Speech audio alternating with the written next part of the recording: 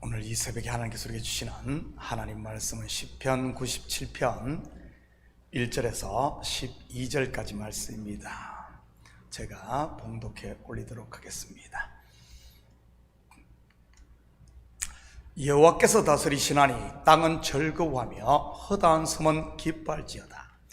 구름과 흑암이 그를 둘렀고 의와 공평이 그의 보좌의 기초로다. 불이 그의 앞에서 나와 사방의 대적들을 불사르시는도다. 그의 번개가 세계를 비추니 땅이 보고 떨었도다. 산들이 여호와의 앞 곧 온 땅의 주 앞에서 밀랍같이 녹았도다. 하늘이 그의 의를 선포하니 모든 백성이 그의 영광을 보았도다.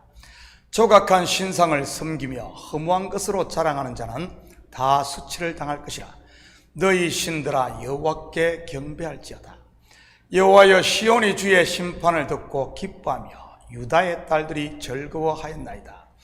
여호와여 주는 온 땅 위에 지존하시고 모든 신들보다 위에 계시니이다. 여호와를 사랑하는 너희여 악을 미워하라. 그가 그의 성도의 영혼을 보전하사 악인의 손에서 건지시느니라. 의인을 위하여 빛을 뿌리고 마음이 정직한 자를 위하여 기쁨을 뿌리시는도다. 의인이여 너희는 여호와로 말미암아 기뻐하며 그의 거룩한 이름에 감사할지어다. 아멘. 좋은 아침입니다. 오늘 본문 또한 참된 예배로의 초대 또는 예배자를 향한 권면의 시입니다. 같이 살펴보면서 성령이 교회들에게 하시는 말씀을 들을 수 있기를 축복합니다. 왜냐하면 하나님의 모든 말씀은 성령의 감동으로 기록이 되었으니까요. 시편을 쓴 저자의 권면이 아닌 교회를 향한 성령의 음성인 것이지요. 1절입니다. 여호와께서 다스리시나니 땅은 즐거워하며 허다한 섬은 기뻐할지어다. 얼마 전 닥터 한 분과 식사를 같이 했었는데 요즘 돈을 가장 많이 벌고 핫한 직장이 정신과 의사라고 합니다. 그 이유인즉 요즘 정신과를 찾는 분들이 그렇게 많다고 합니다. 예전에는 정신과에 간다고 하면 다들 이상하게 생각을 했는데 말이지, 말 그대로 정신병자 취급을 했으니까요. 그런데 요즘은 그렇지 않다고들 합니다.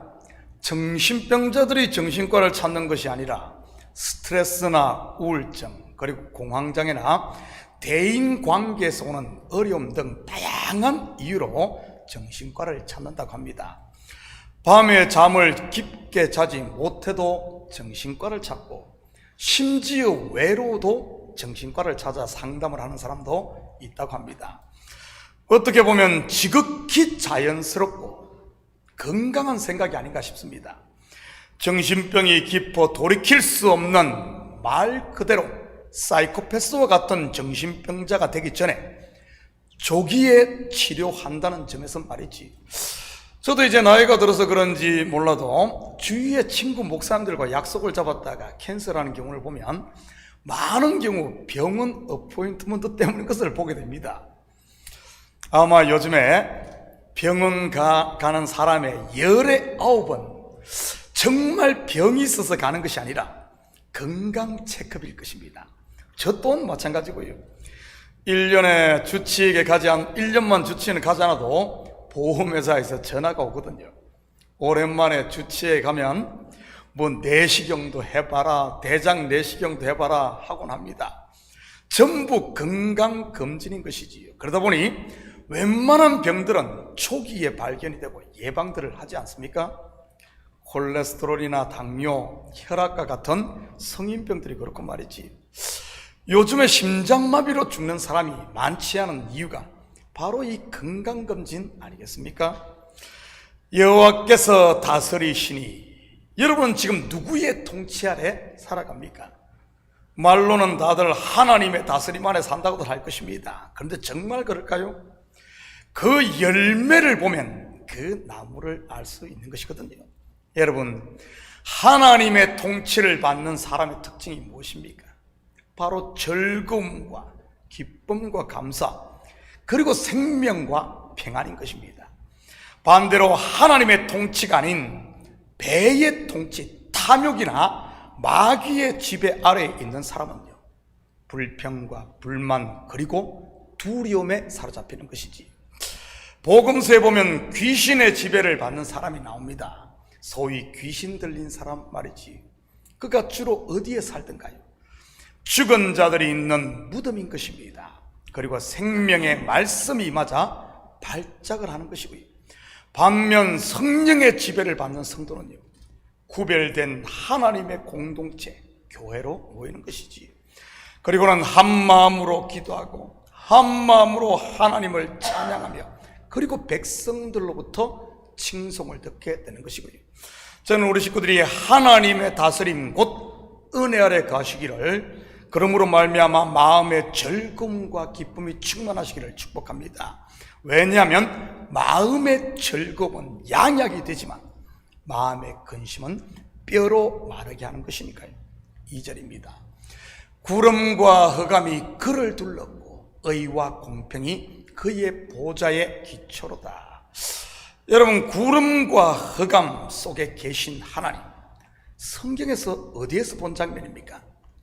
바로 모세가 십계명을 받을 때 하나님께서 시내산에 강림하신 장면입니다. 구름은 주로 하나님의 영광을 상징하며 흑암은 자기를 숨기시는 하나님을 말하는 것입니다. 왜냐하면 하나님의 얼굴을 보면 인생들은 죽기 때문에 하나님께서 스스로 자기를 숨기시는 것이고요. 그리고 언제 하나님께서 자기를 숨기십니까? 자기 백성들의 믿음을 시험하실 때나 연단하실 때인 것입니다. 대표적인 경우가 아브라함과 욥 아닙니까? 욥이 극심한 고난을 당할 때 하나님은 침묵하고 계셨으니까요. 왜 그랬습니까?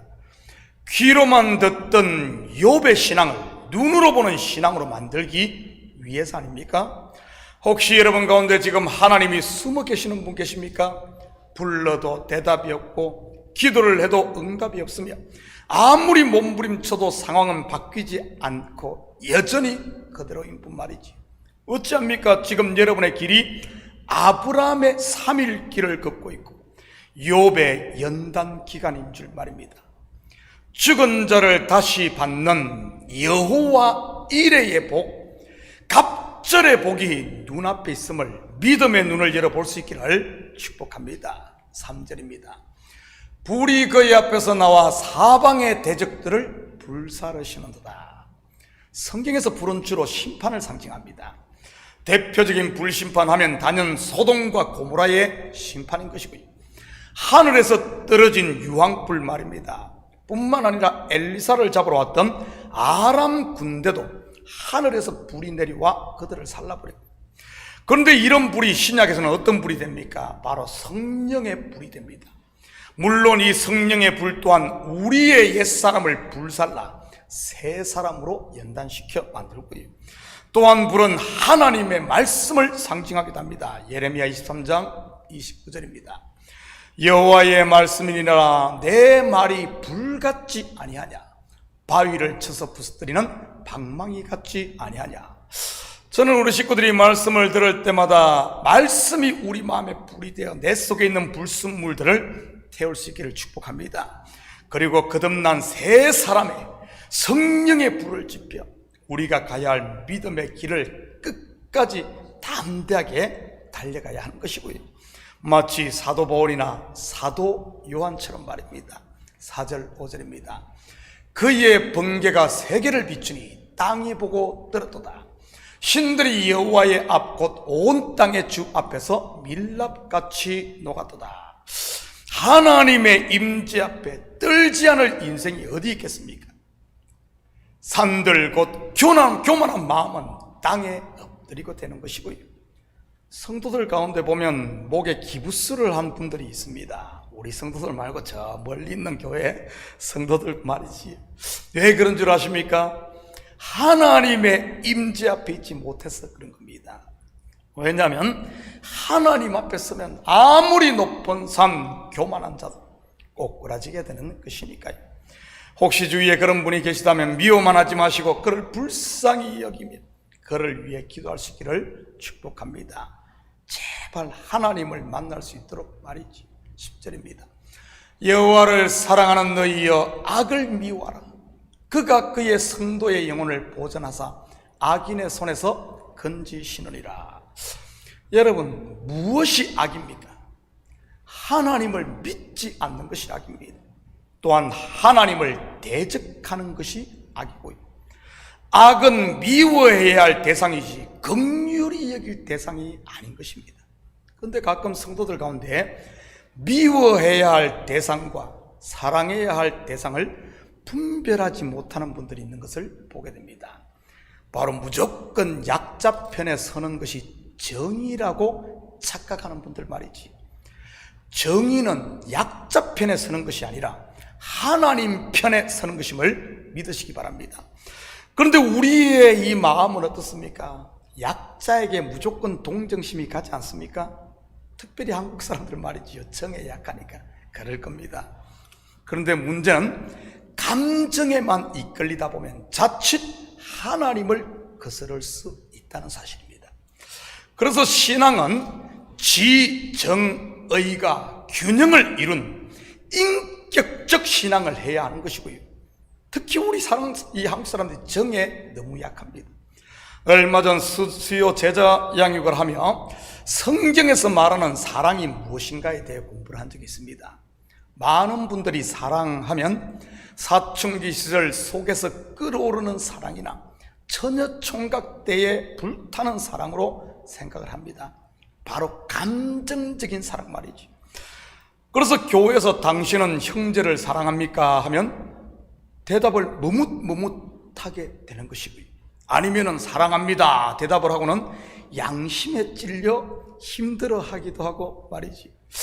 그런데 성경에서 말하는 사랑은 이런 감정적 사랑만을 말하는 것이 아닙니다.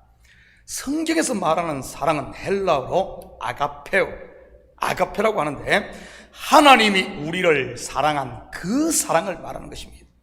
하나님이 어떻게 우리를 사랑하셨습니까? 자기의 독생자를 십자가에 못 박는 아낌없이 주는 그런 사랑인 것입니다. 바로 자기를 내려놓는 사랑 말이지. 사랑장이라 불리는 고린도전서 13장이 바로 이 사랑을 보여주는 것 아닙니까? 일명 아니하고의 사랑 말입니다. 사랑은 시기하지 아니하고 시기가 불처럼 일어나는데 그것을 내려놓는, 자랑하지 아니하며, 얼마나 우리 자랑하고 싶어요. 나를 자랑하고 싶어요. 그것을 꺾어버리는, 교만하지 아니하며, 가만히 놔둬도 사람은 교만이 일어나면 조금만 잘 되면 그것 꺾는 것, 무례히 행하지 아니하며 자기의 유익을 구하지 않으며 성내지 아니하며. 여러분, 성이 뭐 내가 성내야지 해서 성이 납니까?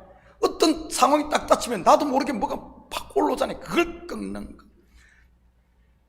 성내지 않으면 악한 것을 기뻐하지 않아요. 불의를 기뻐하지 아니하는 것 말입니다. 그저 속에서 일어나는 열정적 감정적인 사랑이 아닌 나를 향한 하나님의 그 사랑을 아는 지적 사랑, 하나님의 사랑을 알아서 그 사랑을 흘려보내는 지적 사랑, 그리고 철저히 자기를 부인하는 의지적 사랑 말이지. 여러분, 하나님께 저주받은 배로 기어다니니 얼마나 불쌍합니까? 그렇다고 뱀이 긍휼의 대상일까요? 마귀 말입니다. 맨날 예수님께 얻어 터지지 않습니까? 그리고 성도들로부터도 사탄아 물러가라, 사탄아 물러가라, 왕따를 당하고요. 그의 결국이 무엇입니까? 무적행 곧 지옥 불구덩이 아닙니까? 여러분, 사탄 마귀 불쌍합니까? 약자니까요. 아닙니다. 사탄 마귀는 긍휼의 대상이 아니라 미워해야 할 대상인 것입니다. 저는 우리 식구들이 악을 미워할 수 있기를 축복합니다. 요즘 저의 기도 제목 중 하나도 하나님, 악이 승리하지 못하게 하소서인 것이고요. 교회에서 악이 승리하면 어떻게 되겠어요? 물론 그런 일은 죽었다 깨어나도 없겠지만 말이죠. 왜죠? 바로 교회의 머리는 그리스도요, 교회는 하나님의 것이기 때문인 겁니다. 저는 우리 식구들도 같은 기도를 했으면 좋겠어요. 하나님, 악이 승리하지 못하게 하소서 말이죠. 11절 12절입니다. 의인을 위하여 빛을 뿌리고 마음이 정직한 자를 위하여 기쁨을 뿌리시는도다. 의인이여 너희는 여호와로 말미암아 기뻐하며 그의 거룩한 이름에 감사할지어다. 저는 우리 식구들이 이제는 마음의 문을 활짝 여심으로 하나님이 우리에게 뿌린 빛을 받아 빛의 열매를 맺을 수 있기를 축복합니다. 빛의 열매가 뭐죠? 모든 착함과 의로움과 진실함인 것입니다. 사랑하는 성도 여러분, 오늘 하루도 하나님으로 말미암아 기뻐하고 받은 은혜에 감사함으로 여러분이 선 삶의 현장에서 빛의 열매를 풍성하게 맺음으로 어두운 세상 가운데 빛의 자녀로 드러나는 이런 복된 하루 되기를 예수님의 이름으로 축복합니다. 같이 기도하십시다. 사랑의 아버지 하나님, 참으로 감사를 드립니다. 우리에게 빛으로 오셔서 이제는 아버지 하나님 어둠의 일을 벗고 빛의 갑옷을 입기를 원하시는 하나님, 맞습니다. 우리는 하나님의 자녀입니다. 아버지 하나님, 내가 누구인지 분명히 알아. 이제는 옳고 그름을 분명히 하시고 어둠 가운데 가는 자가 아니라 빛 가운데 나와 빛의 자녀들과 함께 이 빛을 담으로 세상 가운데 하나님의 살아계심을 드러내는 그리스도의 증인으로 살게 도와주시옵소서. 감사드리며 예수님의 이름으로 기도드립니다. 아멘.